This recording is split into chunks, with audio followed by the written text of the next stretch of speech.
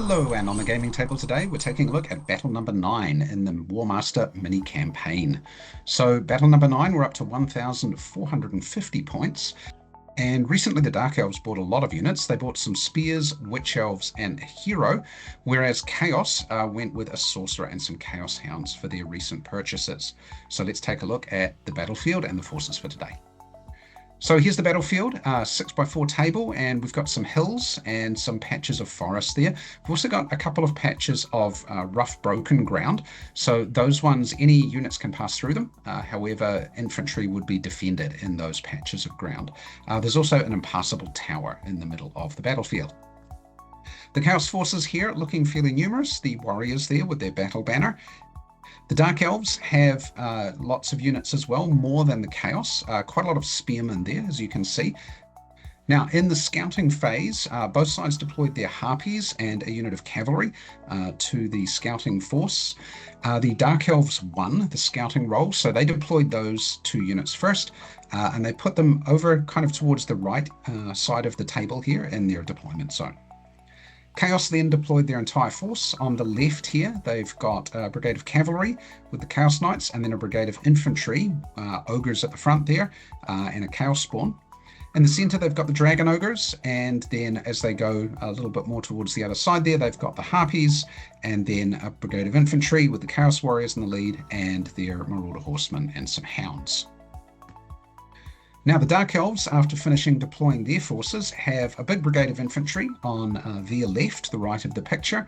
Just behind them, some Cold One Knights, and then another brigade of infantry here with the bolt throwers in the middle as well, and the Hydra. And then right off to one side, we've got those scouting units that were out earlier. So if we look at the battlefield here, we can see Chaos has got a relatively kind of even centralized deployment, whereas the Dark Elves have concentrated on one side here. They've gone heavily onto the left. Chaos takes the first turn, and most of their units move up, although the hero blunders with the harpies, and so they are -1 on command for the rest of the battle. After the characters have moved up, they leave the harpies somewhat behind. They'll catch up on a home back. The Dark Elves then home back their harpies. They only go 10 centimeters though, which is not very far. And then most of the units swing around to the left here. You can see the Cold Ones and the big brigade of infantry at the bottom of the picture here. While in kind of the more central position of their line, the bolt throwers take the hill with some crossbowmen, and they've got the Hydra on the right flank there. In the second turn, the Chaos homes back the harpies. They get some distance back, but not within order range. And they start out by bringing one of their brigades in the middle there with the Chaos Warriors out into the open field, and hope to bring their other units up as well. Unfortunately, the General fails his first order on a 12, so that's going to leave things where it is. The Chaos Sorcerer here tries to move up and cast the spell which will give -1 command to all the Dark Elf units, however, fails to pull that one off. And so then in the Dark Elf turn, the first thing they do is home back their harpies. They get a big move here. They home back towards the General in the bottom left of the picture, putting their harpies in the middle of the field. They then order those harpies right into the rear of the Chaos units. They're trying to disrupt them, the command and control of the Chaos units, and maybe set up an initiative charge in a future turn. After that, the first order here moves the infantry brigade kind of around in front of the bolt throwers there. So the unit with the banner of shielding is unsupported, but it does have a 4+ armor save, whereas the other units are taking up the rough ground there. The Hydra is then moved up next to the bolt throwers on a failed order, but at least he has the move to get to there. And the Dark Riders are moved forward by the Sorceress here and put into a position where they can do some shooting. The General then orders his units on the side here. Unfortunately, he fails the order with the infantry brigade, so they only get a little way into the woods here, and that's where they'll have to stay for this turn. So then the characters move and getting ready for future turns, and there's going to be some shooting here with those Chaos Warriors and their Marauders backing them up in range of a few different things here. In that shooting, it's pretty deadly. 12 shots, and they take 6 wounds, their armor not protecting them very well here. And then in the drive backs here, the Chaos Warriors are slightly lucky. They roll exactly 20 for drive back, one more and they would have been routed, but they are driven a long way back. They lose a stand and they're driven way back into the woods. Fortunately, they're not confused. In the Chaos turn, Chaos starts by ordering their harpies forward next to the general here. And then the hero moves his cavalry brigade forwards and then tries to charge with the marauders. He manages to get that off and they go into the flank of the Dark Riders. He also then moves the hounds into protection behind the impassable terrain there. He doesn't want them getting shot up by the bolt throwers or crossbowmen since they've got no armor. He then tries to bring the warrior brigade there out of the woods. They only get a half-pace move though. The general then orders his cavalry brigade forward, and after one move, he charges them in, so they get into the Dark Riders there. Those Dark Riders are looking pretty dead. They have managed to do 2 wounds on stand and shoot on the way in, 1 on each of 2 units. However, they're probably not going to last very long. The general then tries to order his infantry with the Dragon Ogres there forwards, gets them out of the disruptive effect of the Dark Elf Harpies here, and then manages to move them once more to get them into this position on the left. Characters then move forward, and then the combat ensues. So here the Dark Riders are cut down in 1 round of combat, although they do manage to do another 4 wounds on the Chaos Knights in front of them, so they're now down 1 stand. So with the Dark Riders now gone, the advance moves can happen. So the first one is the Chaos Knights advance into the Spearmen, which is the closest unit they can see there. The Marauders advance into the Bolt Throwers, and they take 3 wounds stand and shoot on the way in and lose a stand. And then the Hounds go in against the Hydra there. Now, in the hand-to-hand combat that ensues, then the Bolt Throwers are eliminated, but there's a lot of damage done on the Chaos units as well, and this combat ends up being a draw. So both sides fall back here. The Dark Elves chose really not to go very far at all. The Hounds put themselves in a position where if the Hydra does an initiative charge, they have to be the target. So they're just kind of trying to bait the Hydra off in another direction there. The Hydra obliges, charges in, and the Harpies home back on the Dark Elves here, although they don't get very far forward. They're still well out of command range. The Sorceress here tries to order the infantry brigade. They go a little distance here and just kind of consolidate in the rough ground. And then the general, after bringing his infantry brigade forward, tries a move and then charges them in. So 1 unit going into the remnants of the Chaos Knights and 1 unit going into the Chaos Hounds. So after the characters are moved, we get into magic and shooting. A little bit of shooting into the woods here for no effect. And then some shooting here at the unengaged Marauder Horsemen behind those Chaos Knights there. They take a wound and they get driven back a little distance. The Sorceress manages to get off Dominion onto the Dragon Ogres, so they're not going to be charging this turn. And then the combats begin. Now, the Hydra does very, very poorly in the first round. Only does 1 wound on the Hounds. Fortunately, takes none in return, so he still wins. In the second round, he does a bit better. He does another 4 wounds there. Takes 1 in return. Over here, the Cold One Knights thrash the Chaos Hounds in the first round of combat, and they finish them off in the second round, and then they fall back into a position where they can't be initiative charged in the flank. The other unit of Cold One Knights manages to do a lot of damage to the Chaos Knights here, and in the second round, they manage to finish them off, and then they also pull back a little bit as well from there. So they're in the face of the Marauder Horsemen, but they're not feeling too bad about that. They should be able to take them out if those horsemen charge. So this is where things stand at the beginning of the next Chaos turn. They've taken a bit of damage to their mobile units. First up, there are some initiative charges. The Chaos units decide to initiative charge into the Cold One Knights here. And then rather than an initiative charge here, the Chaos Cavalry here is ordered to charge into the flank of the Hydra. So they try to go in there and tip the scales. The general then tries to order his big brigade here. However, he fails the order, so they only get a half-pace move forward. Not so good. He wanted to get them up and into combat this turn if he could. In the combat here, the Chaos Forces only do 1 wound on the Cold Ones. The Cold Ones do 2 wounds back, but unfortunately for them, the Chaos has 2 support stands here. and so the knights are driven back. The harpies decide to fall back. They've already taken a couple of wounds. They decide to fall back and put themselves in a position where hopefully they could charge at the Dark Elf harpies in a coming turn.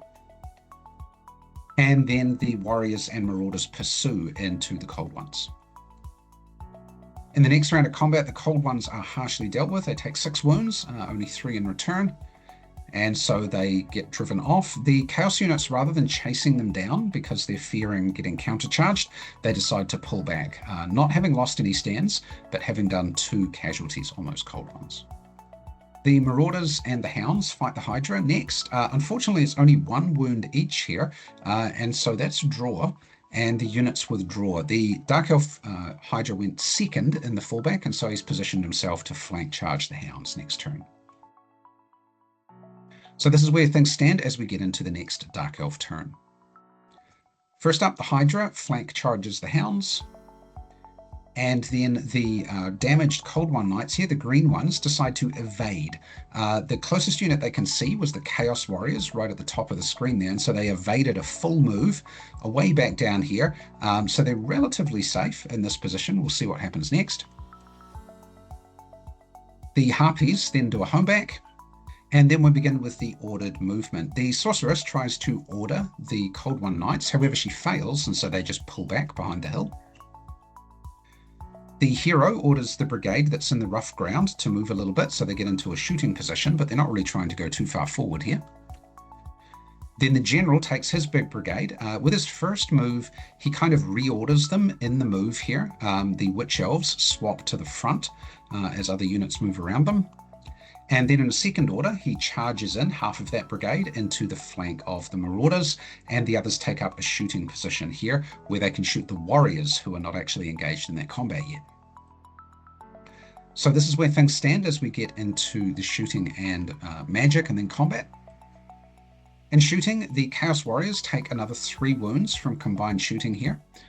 And then the Sorceress casts Doombolt through the Marauder Horsemen, who take no damage, and into the Ogres, Marauders, and Dragon Ogres that are off in the distance there. 1 line would just cover all of them. The result of that is that all of those units ended up confused in the different drive back and make way rolls. There was a lot of confusion there, all 3 units affected by confusion. Over here, the Chaos Warriors also driven back. They can't go anywhere. They're pinned by the unit behind them that's engaged, so they're also confused. And now we get into the combat phase. The Hydra, once again, only does a couple of wounds on the Chaos Hounds here, not enough to kill them in the first round, but finishes them off in the second round, and then positions themselves in a way where they can take the charge from the Marauder Horsemen should it come. The Witch Elves here do a bit of damage to the Marauders. They're driven back largely due to support, and the Witch Elves will then pursue, and they have an indirect pursuit here that charges into the Chaos Warriors. They beat them up a bit as well, and in the retreat move there, it turns out that the Warriors line up exactly with the Marauders, almost like a mini brigade again, and the Witch Elves chase after them again, so that combat will continue in the next turn. So in the Chaos turn, not a lot they can do here. They've got 2 units engaged in combat and 3 units confused. They start out by trying to order the Harpies, however that fails. They wanted to charge the Dark Elf Harpies there. They then order in the Marauder Horsemen and the Chaos Spawn to go into combat with the Cold One Knights and the Hydra, respectively. The Spawn takes 1 hit, stand and shoot on the way in from the Hydra's breath.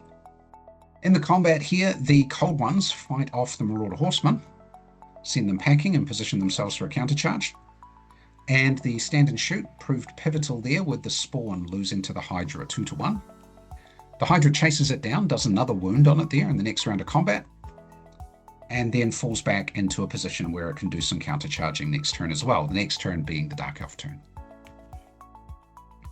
Over here, the Witch Elves do a lot more damage to this brigade. They take a stand of losses themselves, but they're starting to cut their way through this Chaos Brigade. And in the second round of combat, after moving into kind of a little bit of an unusual position, but allowed under the rules, they manage to do a lot more damage here. The Warriors are still standing, but they're down to 1 hit. The Witch Elves are down to 1 stand though as well. And so this is where things stand going into the next turn. So it's now the Dark Elf turn. Let's see what they can do. First up, they do some initiative charges. There are 3 charges here that can all go into these Marauders, so they take those. They then home back the Harpies and they get them into this position where they're just in range of the General. The hero then orders his little brigade here forward a bit so that they can do some shooting at the Dragon Ogres. And then the General decides to try and order the Harpies and manages to charge them into the Chaos Harpies. After that, he brings his unengaged part of his brigade over. Again, more shooting on those Dragon Ogres. And so this is where things stand after characters move, and we get ready for shooting and magic. In the shooting, only 1 wound is done on the Dragon Ogres there. However, they become confused because of the drive back roll. They rolled a 6, so they're now confused. We get into the hand combat. It doesn't take long to cut down those Marauders. The Hydra then moves into a position where it could block the retreat of the spawn. It couldn't see it to advance into it, but it could move to here and fall back.